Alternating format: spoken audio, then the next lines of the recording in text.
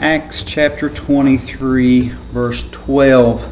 While you're turning there, we are in the middle of Paul's trials. Those began in Jerusalem. This is the last time we see Paul as a free man. Right before this, when he's arrested here in Jerusalem, he is bound or in prison for the rest of his life. This is it. And so that's where we're at right now. And so last time we saw that they took another look at Paul's trial before the Sanhedrin Council, which is actually they have taken him to Fort Antonia there. The crowd was trying to beat him to death there in the courtyard, drug him out of the temple, supposing that he had taken a Gentile into the temple and defiled it there. And so they have drug him out and trying to beat him to death. And you remember the chief captain there at Fort Antonio there on the north corner of the Temple Mount rescued him, sent the soldiers down. And you remember Paul asked to speak to the crowd from the stairs there. And he tries to connect with them. And then when he brings up Jesus again and being sent to the Gentiles, you remember they start throwing dust in the air and throwing their clothes off. And I think they were going to stone him there at that event there. And so they take him in and they were going to examine him by scourging, get the truth out of him, see what this man has actually done. And so we'll see more of that. Now they have held the council, but they still don't have any results from that. And you remember when they were standing there, they had brought the Sanhedrin Council over to Fort Antonia. And what had happened there, they had provoked Paul, the high priest, had him bust in the mouth there for addressing him in common terms and men and brethren and those type of things. And so he wasn't completely innocent in that, because we saw last time he had reviled the high priest, which means he had spoken to him in a very abusive and insulting and angry manner. And so those that stood by, we saw question Paul's behavior there, and immediately he confesses that as a sin. He claims he didn't know that Ananias was the high priest. I believe that.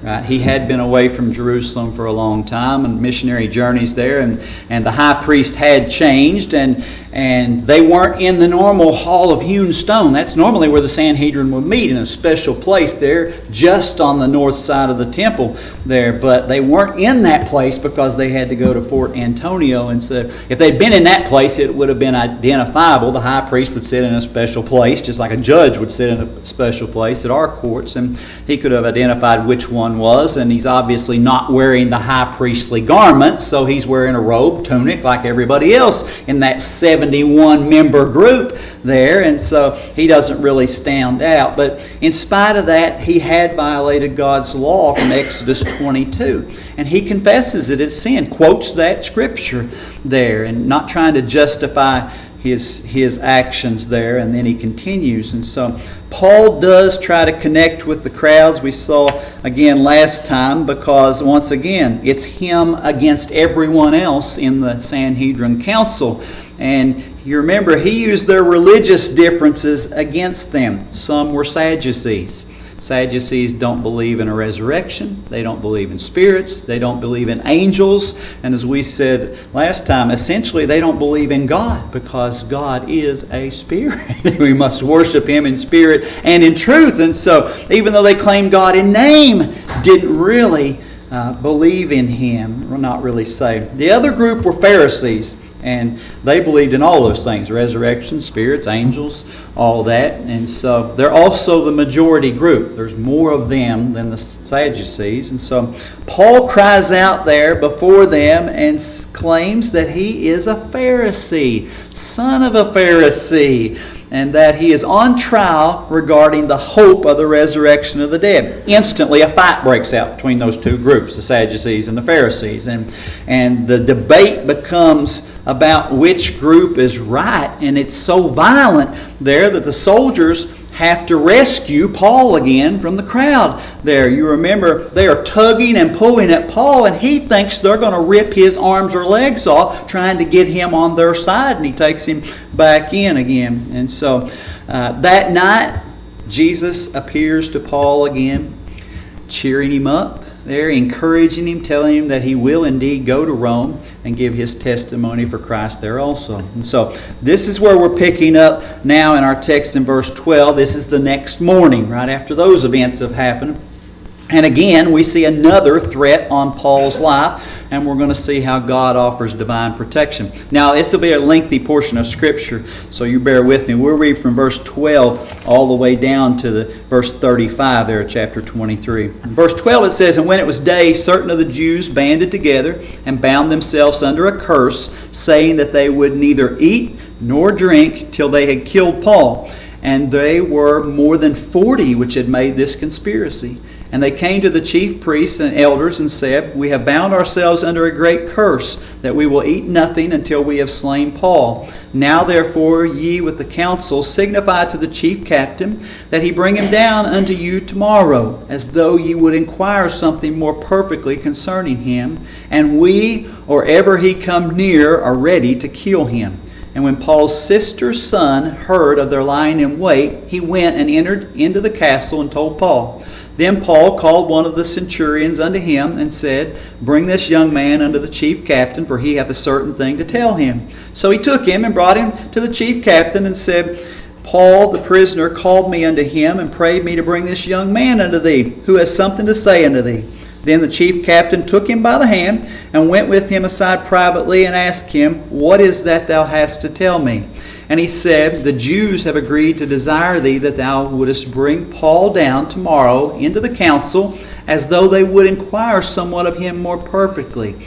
But do not thou yield unto them, for there lie in wait for him of them more than 40 men, which have bound themselves with an oath that they will neither eat nor drink till they have killed him. And now are they ready, looking for a promise from thee.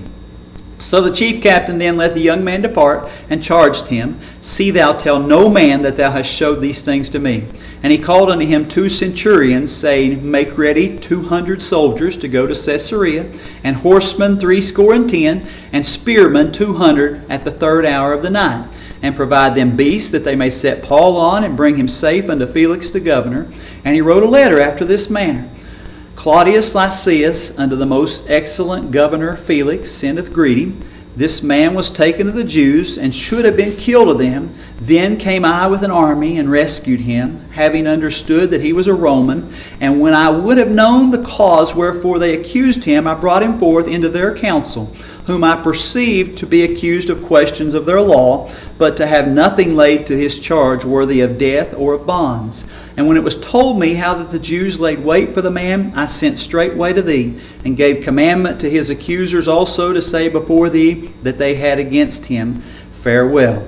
Then the soldiers, as it was commanded them, took Paul and brought him by night to Antipatris. And on the morrow they left the horsemen to go with him and returned to the castle, who, when they came to Caesarea, delivered the epistle to the governor, presented Paul also before him.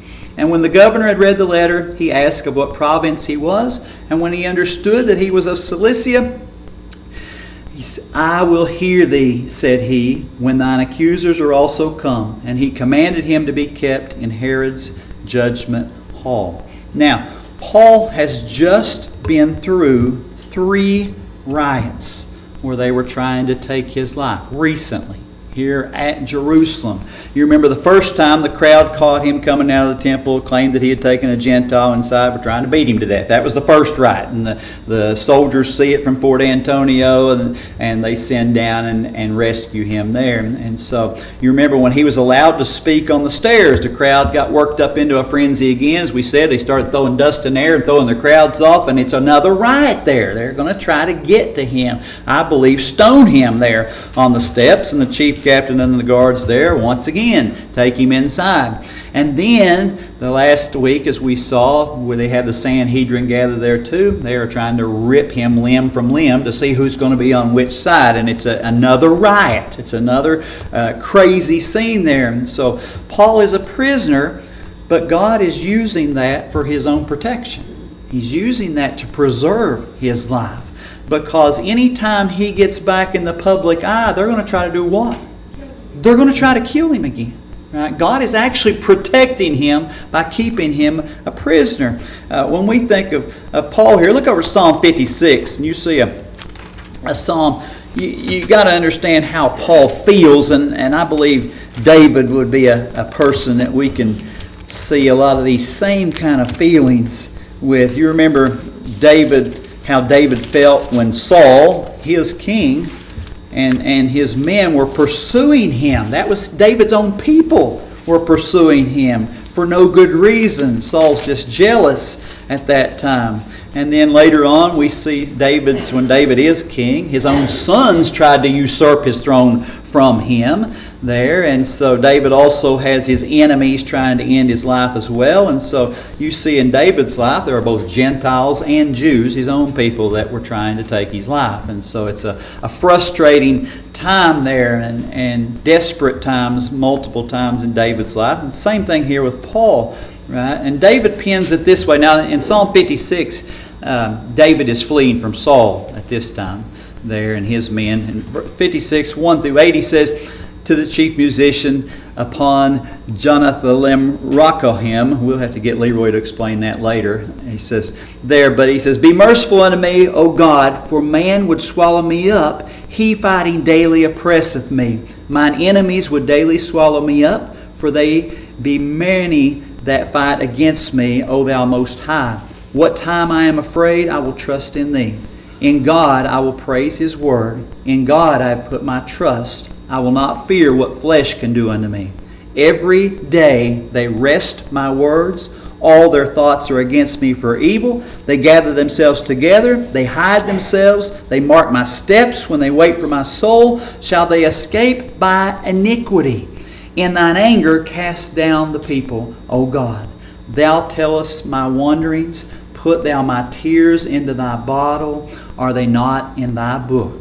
Now, every day David's describing at this time in his life, there's a fear of death there, right? And he has to trust God, right? And he says they wrest my words, they twist them, and they put words into my mouth, he says, that I didn't say, and they plan harm against him. They gather together, they watch where he's heading, try to plot some kind of ambush, some way to attack him. And David asks there, shall they escape by iniquity? They're the ones in the sin.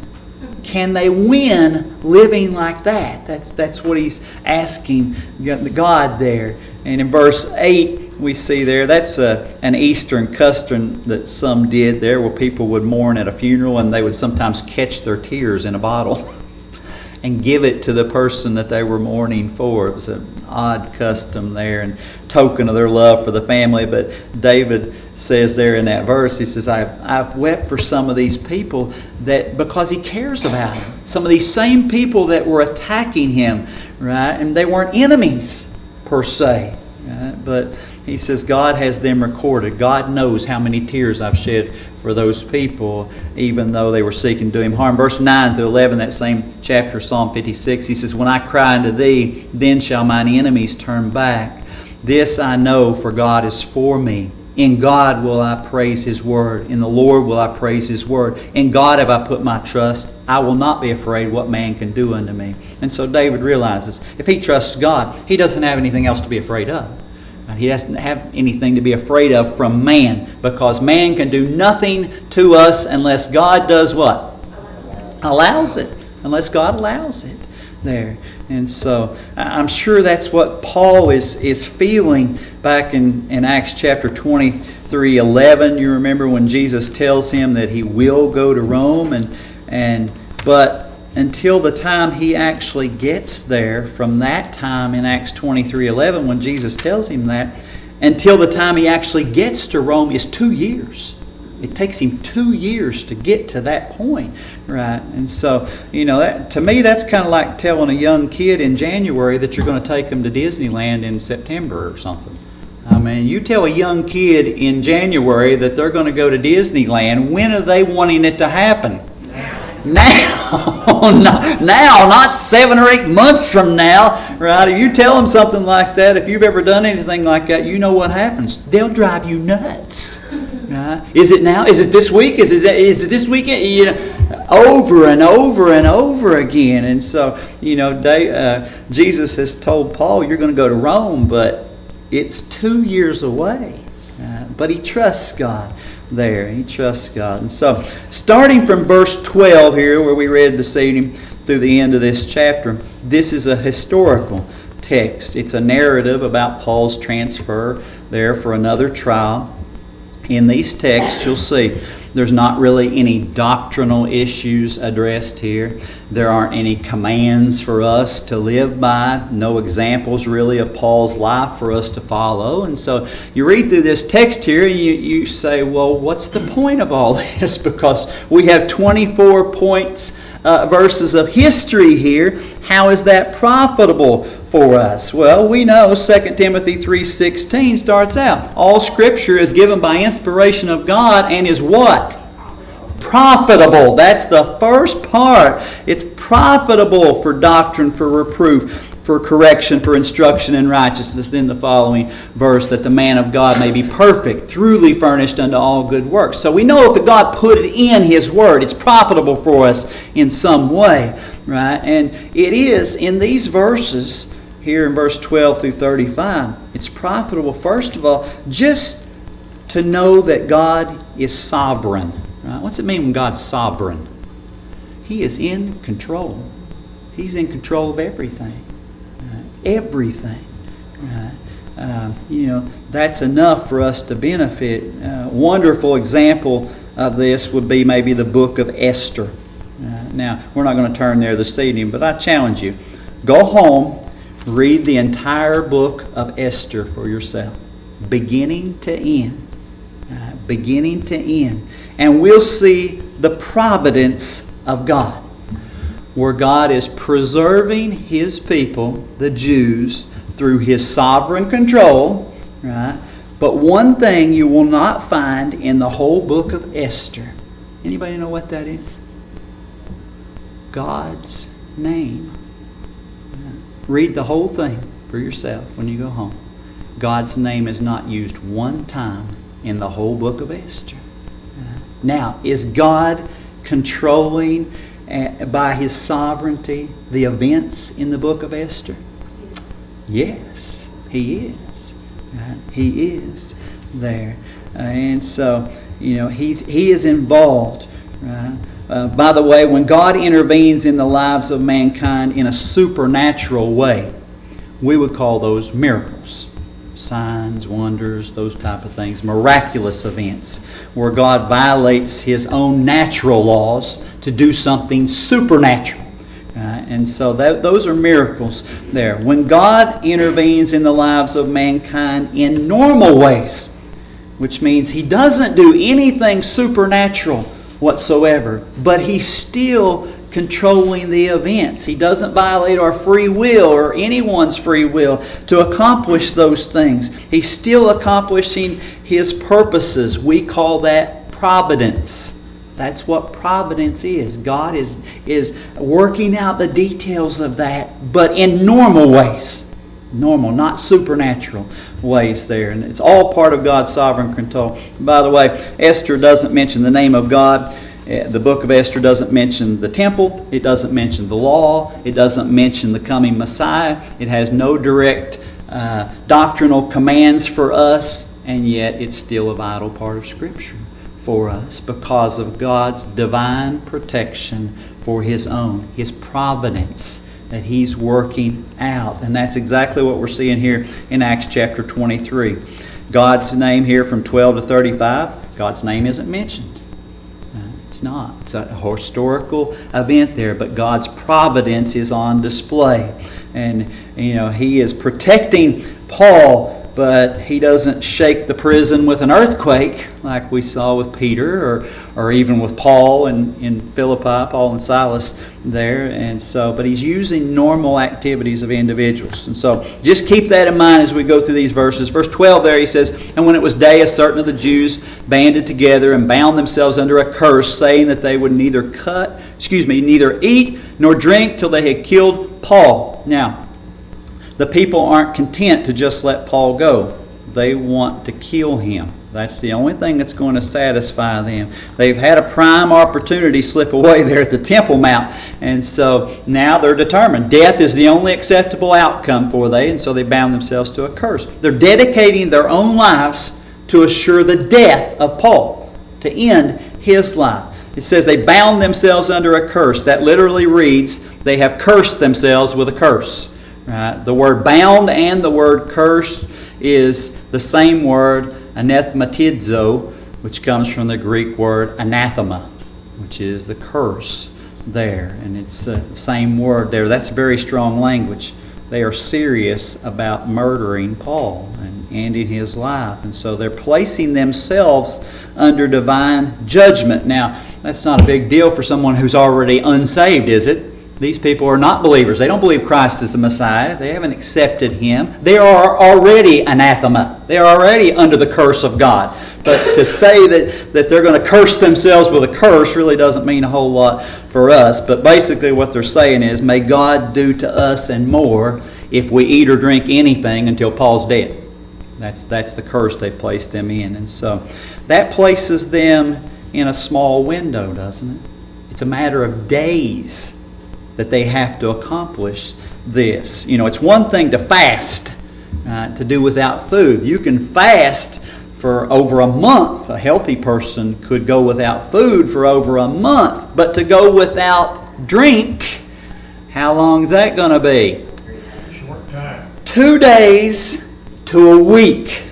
That's the window. Some would die in a couple days, some maybe a week. But it's a short window. So they've got a week at most to end Paul's life because of this curse they placed him in under. Now, vows we talked about in the Old Testament were an important part of Judaism. We've talked about the Nazirite vow, but they also adopted some vows by tradition also. All of those unnecessary after Christ came. Look over Matthew 5:34, Sermon on the Mount. Jesus talks about that and swearing and giving oaths and doing those type of things, and that's really unnecessary at this time.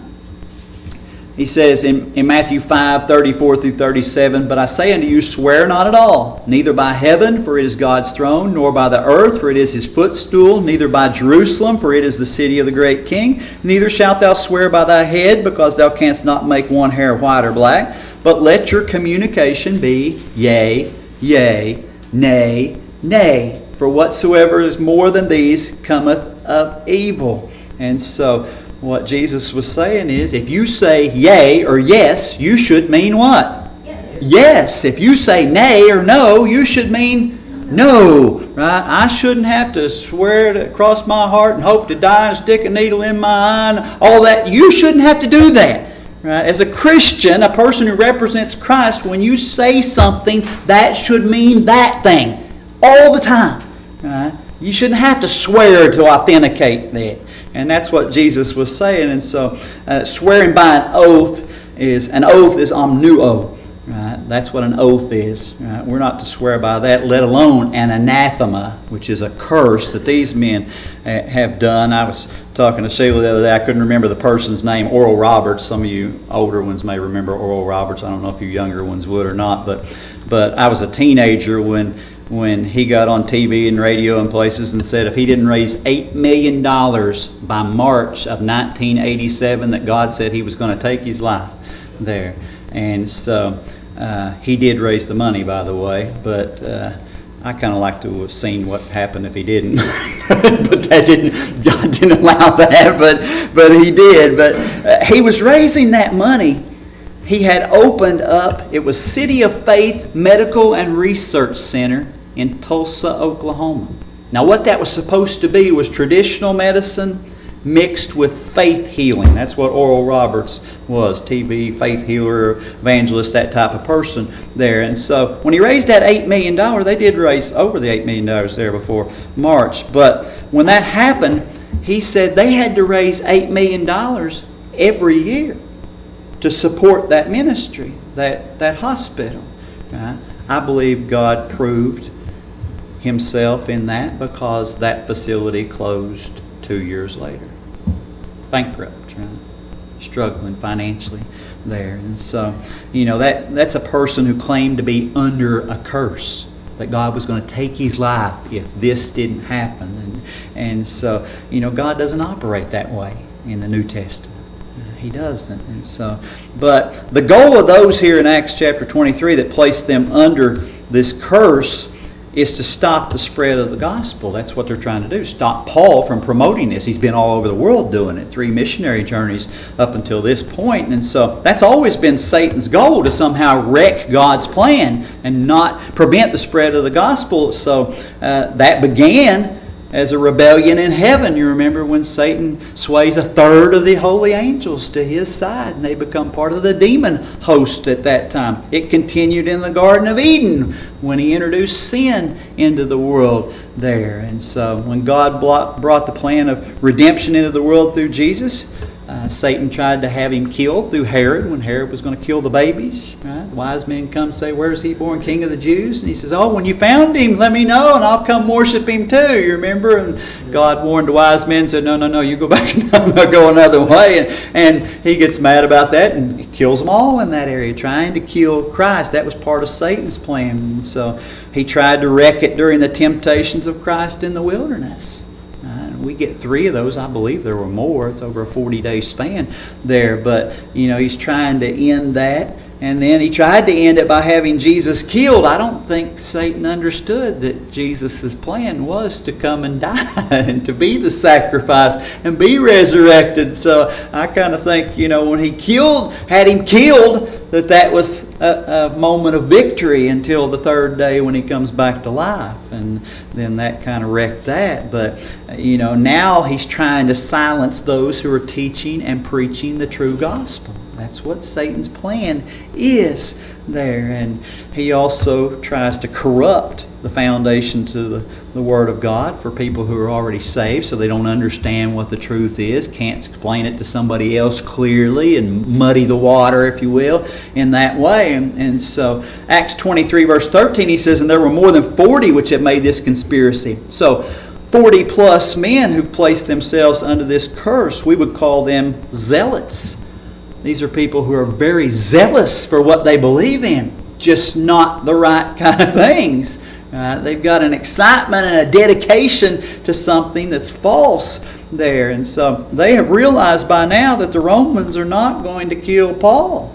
They can tell that by the trial there with the chief captain, and especially since he is a Roman citizen and he has been afforded some protection by the Roman government, and they don't have a legitimate accusation of a crime against him that's punishable by death, and so they're just going to take matters into their own hands. We'll take care of this. And so 40 plus people, that's definitely enough to surround him, get him confined in, get somebody close to him, right? You get 40 people around a person and they all trying to kill him, it's going to be hard to determine which one actually done that down the road. We don't have video replay in Bible times, and so that's kind of the idea. We'll get a whole bunch around him and nobody will know who did it, and then we'll all get off. Look at verse 14.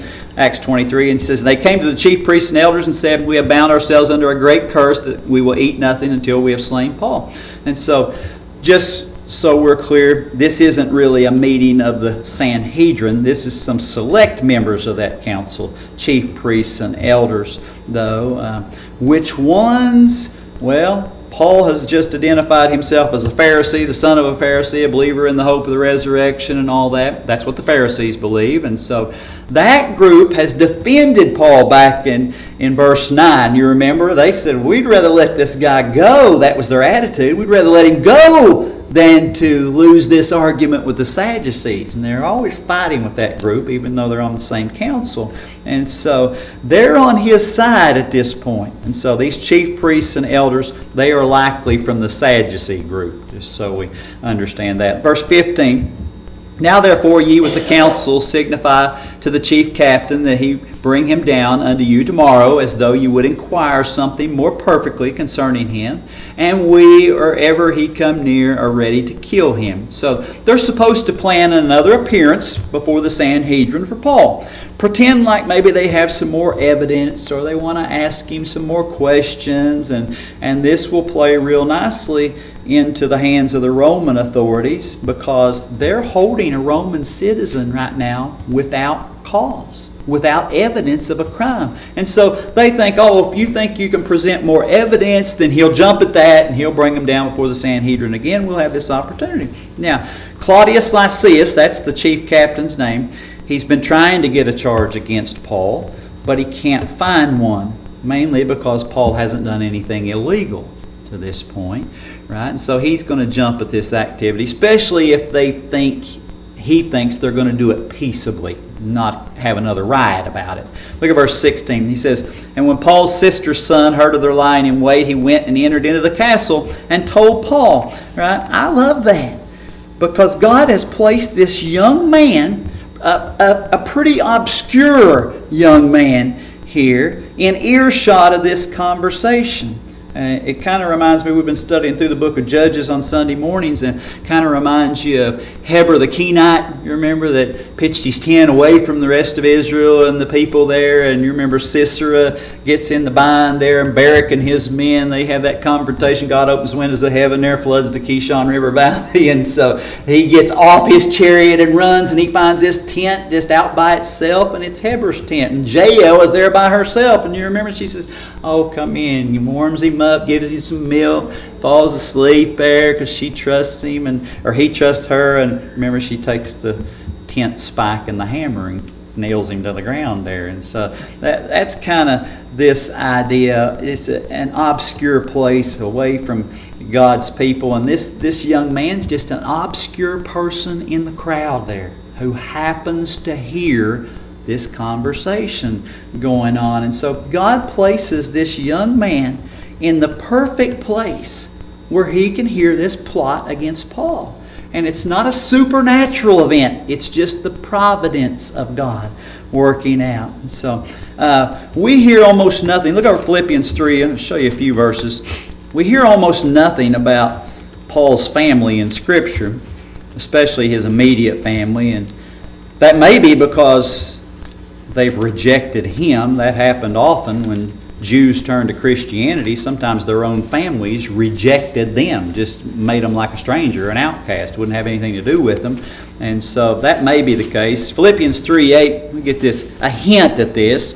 He says, "Yea, doubtless I count all things but loss for the excellency of the knowledge of Christ Jesus my Lord, for whom I have suffered the loss of all things, and do count them but dung, that I may win Christ." Now, some interpret that all things that Paul lost was one of it being his family, that he lost a lot of contact with his own family by doing that. And so some may have disinherited him, especially since they had him trained by the best Pharisee at the time. Gamaliel was the best teacher of that time in Judaism there. And then to have Paul reject that after being trained that way. Romans 16. Now look over Romans 16. We get another hint. Maybe some family of Paul's there. And like I said, they're not really identified too clearly, but maybe he has family scattered in Rome and different places there, because he gives this salutation at the end of this letter to that church. And Paul sends, by the way, in this salutation, he sends greetings to at least 27 people. That's pretty odd to do that in these closing verses. Some of these are Jews, some of them are Gentiles. Now, some are described as brethren. Now, that would be like us, brothers and sisters in Christ, that type of brethren. Right? In verse 1 there, Romans 16, he says, "I commend unto you Phoebe, our sister, which is a servant of the church, which is at Cenchrea." Now, Phoebe wasn't Paul's birth sister. She's a sister in the Lord. That's what he's describing there. And so others are called helpers. Aquila and Priscilla, skip down there, verse 3, you see them mentioned, right? They were co-laborers with Paul, also tent makers, and they worked with him also in ministry. And so some are described as well-beloved, like Epaenetus in verse 5. Some are beloved, like Amplias in verse 8, and Stachys in verse 9. Some have even been like a mother to Paul, which was Rufus's mom there in verse 13. And so some are brethren, some are fellow laborers or simply laborers, some are beloved, and so some are so close to Paul that they treated him like he was family, even though they aren't related. Now, in the middle of all those type of descriptions, we see Paul talk about a few individuals that he uses a special title for. That's in verse 7 11 and 21. Now look at Romans 16:7. He says, "Salute Andronicus and Junia, my kinsmen, and my fellow prisoners who are of note among the apostles who also were in Christ before me." Now Andronicus and Junius are kinsmen.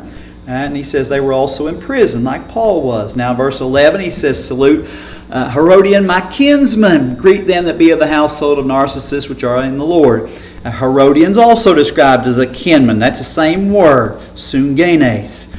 So that word is used to describe, by the way, Jesus' family, birth family, in Mark 6:4, Luke 2:44. It's used as a reference to Elizabeth as Mary's cousin in Luke 1:36. So that's this word, sungenes. Now, Romans 16:21, he says, "Timotheus, my workfellow, and Lucius, and Jason, and Sosipater, my kinsmen, salute you." Now, Timothy, we know Timotheus is a co-laborer that he picked up in Lystra on his second missionary journey. Now, Lucius, Jason, and Sosipater are described as kinsmen also. Now, Lucius, or Luke, is a Latin name. The Latin is the Roman language there. So he's not likely a Jew like Paul. Jason is probably the one who had housed Paul and his companions in Thessalonica. He wasn't a Jew either there. And so Sosipater, or Sopater as we see in other places, was from Berea. And so those men aren't likely Jews. Right? They may have been distant kin to Paul, right, through marriage, right, but not Jewish there. And so, but the word sungenes, the kinsman, is used to describe either a blood relative or a fellow countryman. And we see that used that way in Acts 9:3. And we won't read that, but it's talking about where Paul says he could have wished himself accursed if he could see his kinsmen, his fellow countrymen, the Jews, saved. He had that kind of burden for his own people there. And so we don't know how many of these people are actually Paul's blood relatives, but it does seem that God has saved some of his family. And he has some contact with them, and they're scattered around different places. Maybe because they couldn't stay at home in Tarsus with the family because they've outcast them and they've taken the gospel other places there. But we know for sure this sister and her son are a part of that group. Now, how did Paul's nephew even get here to Jerusalem? Right? We don't know. Right? Are they there for a feast like Paul was? We don't know. Do they live there now? Who knows? Right? Maybe he was training as to be a rabbi like they trained Paul and sent him down there to be trained by Gamaliel. And so, but he has maybe become a believer like Paul because he's defending Paul here. Right? And all we know is God has placed them there. And this young man is able to hear that plot, and now God's using him for that purpose. Now back in Acts 23, verse 17, it says, "Then Paul called one of the centurions unto him and said, Bring this young man unto the chief captain, for he hath a certain thing to tell him." And so Paul immediately has one of the centurions. Now a centurion is an officer who's over 100 men. That's what that person's title is. And he has him take him to the chief captain, which is the Chiliarchus. That's a person in charge of 1,000 men. That's the chief captain there. And he's going to relay this message. And Paul, you remember, had graciously spared their lives.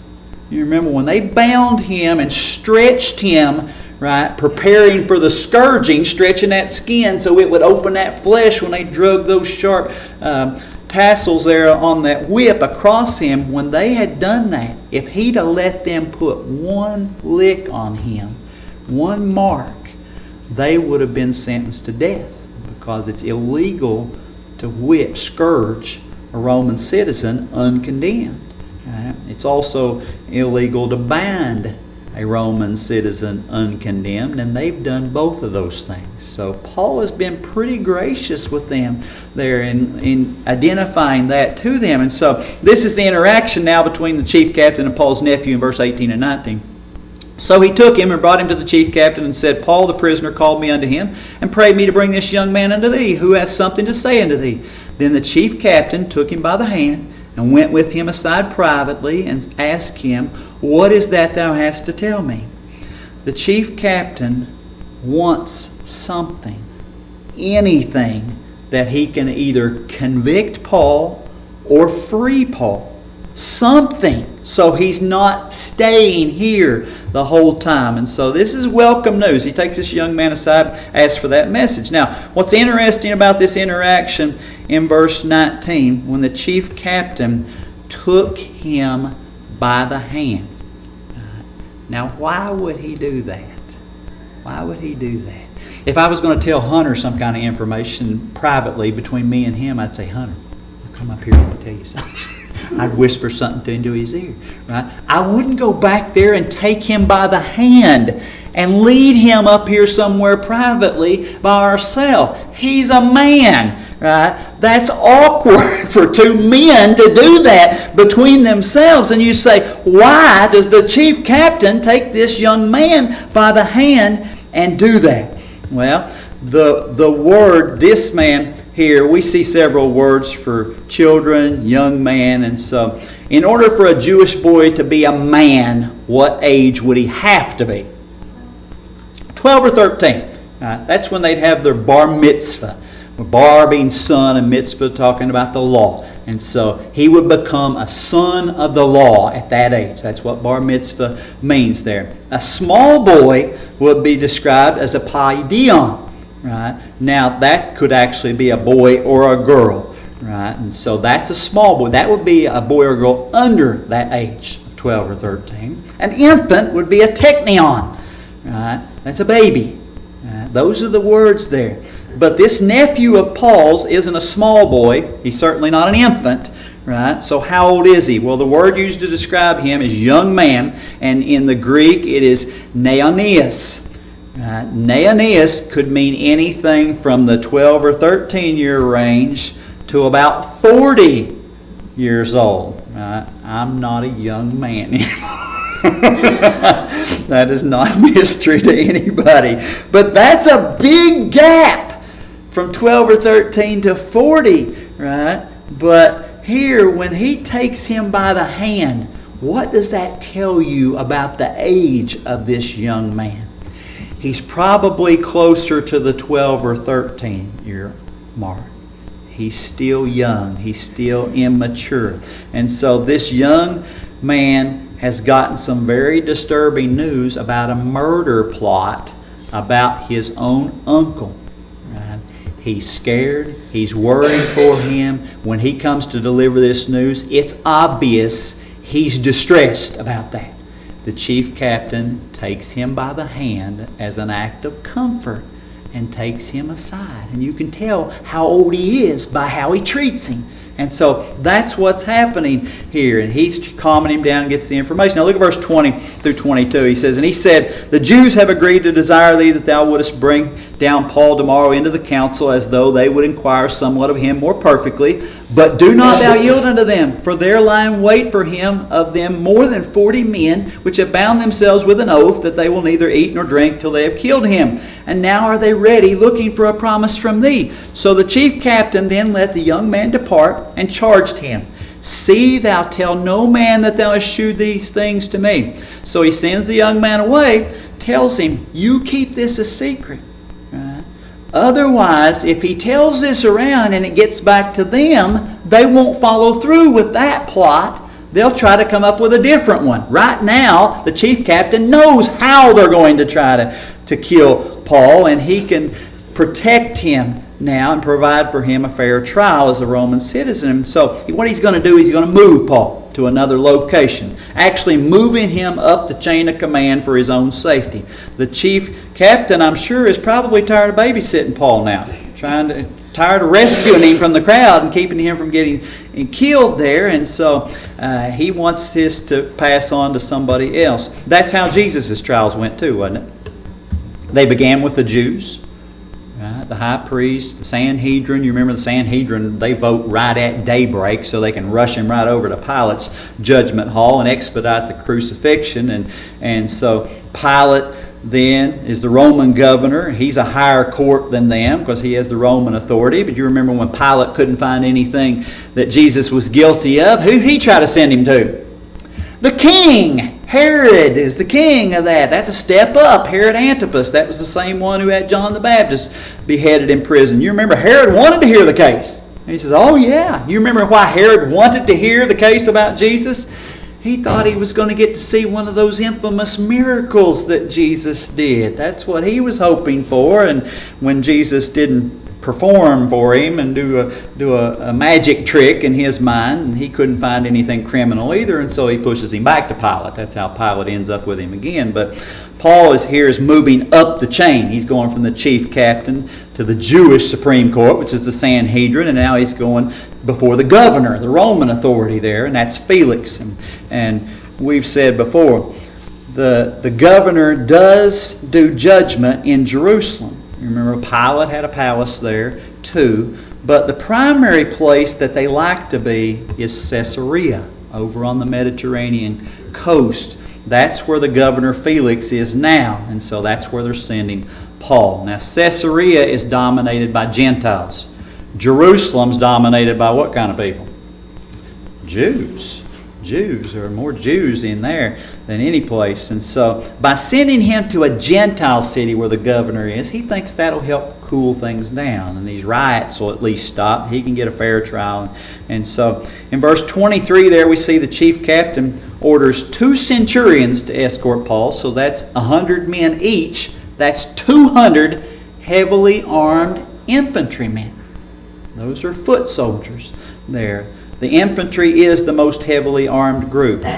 Joe was in the military. He can probably tell you that too. I had a friend that was in the infantry, and he said the good thing about infantry is you get to walk almost everywhere you go. And you get to carry almost everything you got with you. I don't know who wants that job, but it sounds like a miserable one. They have a lot of equipment with them. That's true in Roman times too. They're the most heavily armed group, and so there's 200 of them there, and they also could set up a line of defense. Infantry people would carry shields. Now, that's the shield from Ephesians 6:16. There he says, above all, taking the shield of faith, wherewith ye shall be able to quench all the fiery darts of the wicked. That's not an arm shield. That shield is the shield that's the size of a door.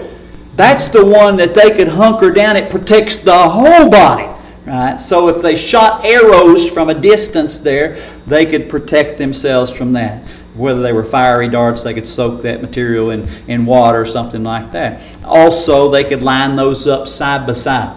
Each one has a big shield like that. They could line them up side by side and build basically a wall to keep the enemy from penetrating the line. And they would hold together and press that way. So that's the shield he's talking about. Those men carried those type of shields. And so besides that group, you see there also they have 70 horsemen. Now that's cavalry there. And then 200 spearmen. Now spearmen aren't as heavily armed as the infantry there, but they have spears or javelins, so they have a longer range that they can attack there. And so not just like those fighting with swords. And so here's one man, Paul, being escorted by 470 Roman soldiers, varying kinds there, because 40 men, 40 plus, have threatened his life. They leave at the 3rd hour of the night. The day was considered approximately 12 hours. The night was considered approximately 12 hours. Right? The day began at daybreak, or roughly 6 a.m. And so when you see the 3rd hour of the day, that's 6 plus 3, that's 9 a.m. 6th hour be noon. Same thing with the night. The night starts roughly at 6 p.m. So the 3rd hour of the night is 9 p.m. That's when they're leaving. Now look at verse 24. And provided them beasts that they may set Paul on and bring him safe unto Felix the governor. Paul gets to ride out of town. Prisoners normally had to do what? Walk. Okay, tie them to a rope or a chain or something and tie that to the horse or the animals they were taking, and they got to walk to the next place they were transferring them to. Not Paul. No, I'd say God's really taking care of him, didn't he? They said, get him a horse, let him ride there. And so you've got some foot soldiers and spearmen who are walking to Caesarea, or at least part of the way. and Paul gets to ride the horse. Right? That's quite a blessing from God. So we get this letter that the chief captain sends with Paul, and they deliver him to Felix the governor. Now look at verse 25 and 26.